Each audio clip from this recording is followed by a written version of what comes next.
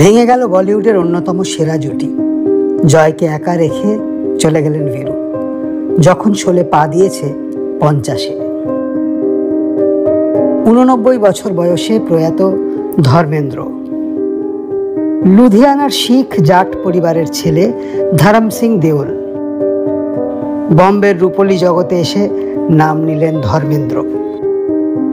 1960 অর্জুন হিঙ্গরানির ছবি দিল ভি তেরা হাম ভি তেরে বলিউডে আবির্ভাব নতুন নায়কের।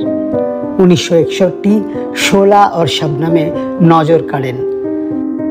পরবর্তী সময়ের অ্যাকশন হিরো তখনও রোম্যান্টিক চকলেট হিরোই।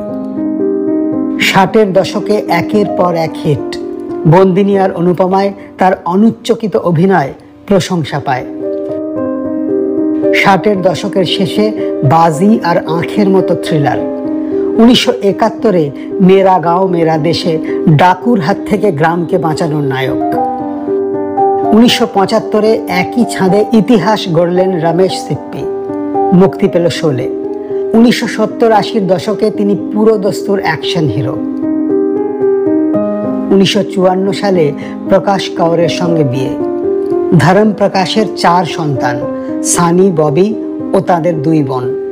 1980 সালে ধর্মেন্দ্র বিয়ে করেন হেমা মালিনীকে। হেমার সঙ্গে তার 2 কন্যা, এশা আর অহনা। জীবনের সায়াহ্নে এসে ফিরেছিলেন সেই শুরুর রোম্যান্টিক কমেডির স্মরণে।